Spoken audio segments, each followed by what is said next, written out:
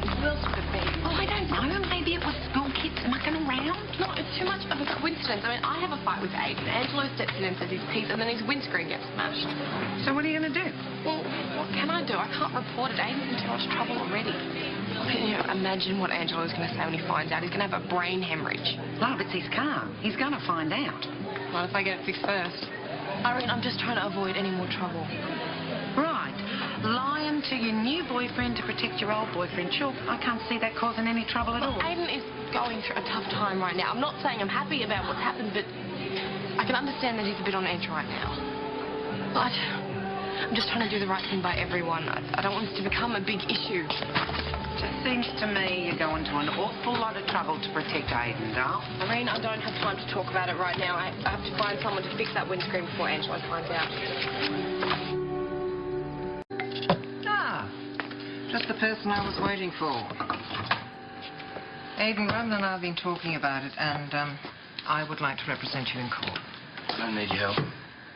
Oh, really? So you're going to represent yourself, are you? Yeah, maybe I will. I'll get someone from legal aid. Come on, do you really think it's going to be that easy? I mean, why don't you just listen to what Morek's got to say? You have heaps to worry about as it is. You don't have to worry about me. And I'll deal with it myself.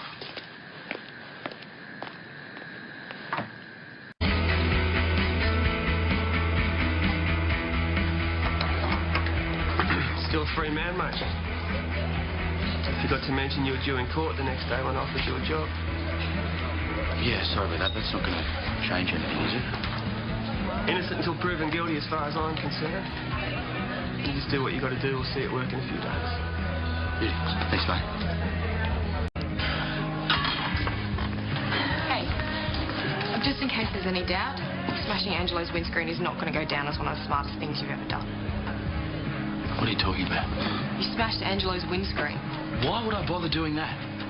I don't know, that is a good question. Maybe because you're angry at me for trying to help you? That is all I was doing, Aden. Okay, two things, Belle. Firstly, I didn't go near your boyfriend's stupid car. Obviously, there's someone else out there who also thinks he's a stupid jerk.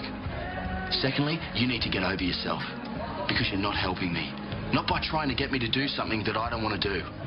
I can see you are making a huge mistake. Says you, okay? That's your opinion, not mine. No, I never thought that you're a coward.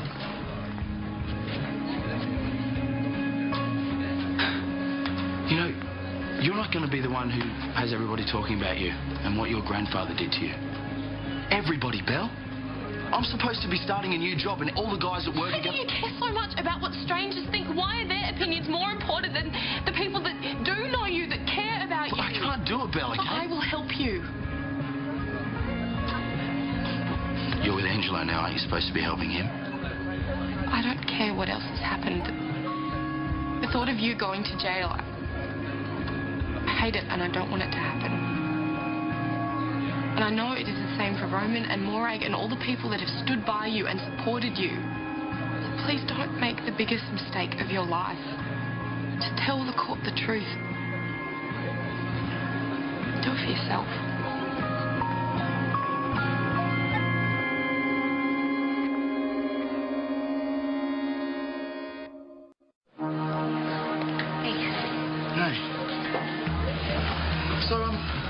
What happened to my car? I was driving past the windscreen place this morning and I saw my car there. So I stopped in and they said a brick had been put through the windshield. Yeah, it must have been kids mucking around.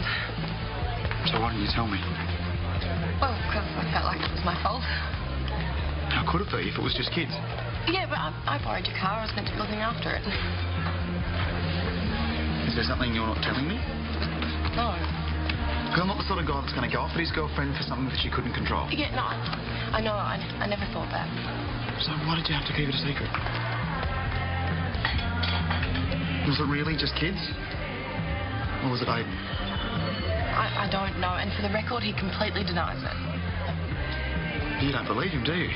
Otherwise you wouldn't be trying so hard to cover for him. No, that is not what I'm doing.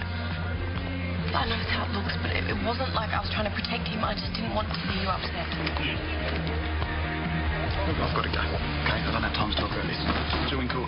Can I get a lift with you? Aren't you about to start your shift? Oh, no, didn't she tell you? Irene gave her the morning off so she can be at the court case. Sure. I'll give you a lift.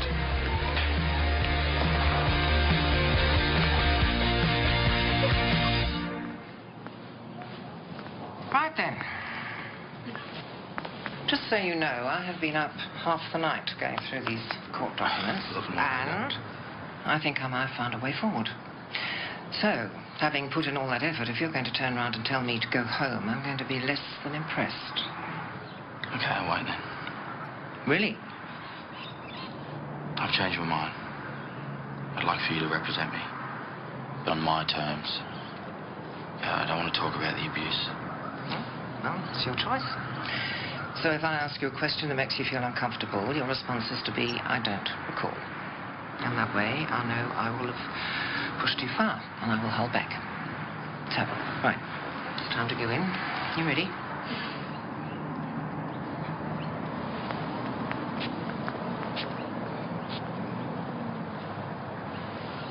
Your Honour, you've already heard a lot about what happened between Aden Jeffries and his father, and you may think you have the full picture, but you need to know a lot more before you pass judgment on this case, and the only person who can throw any light on that picture is Aden himself. Aden, when your father returned to Summer Bay, running from the police, he approached you for help, did he not? Yeah, he did. And what was your reaction? Well, I thought he was crazy. No, I mean, what did you do? Well, I tried to convince him to go to the hospital. He was in pretty bad shape. And what did your father do? Well, he refused to go. He tried to run away and he wanted me to go with him. But you said no. Yeah, there was no way I was going to go away with him. Well, what happened then? I'd had enough by then. When I found out he was the one that stole Belle's money, I went to call the cops. But he stopped you from doing that, didn't he? How did he actually stop you from making that call? Aden, did he physically stop you? Did he say something to you? Mr. Jeffries, answer the question, please. Yeah, he did. What did your father say to you, Aden? Do you recall what your father said?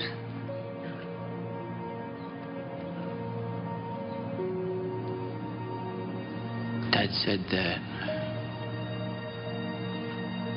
when he was younger, he was abused by his father, my grandfather.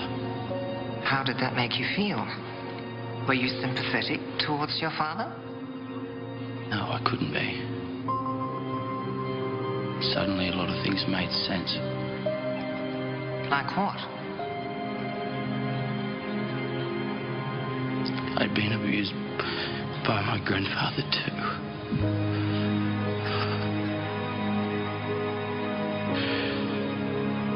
That should have made him want to stop the same thing from happening to me. And how would you have felt if your father had passed away? I would have been devastated. I know what I did was wrong, and I never meant to hurt Belle or Rachel. And if my father had died, I wouldn't feel any better. It would have made everything 1,000 times worse. I know now that I've got to stop blaming other people. Because I know that if I'm going to get past what happened to me, then it's up to me.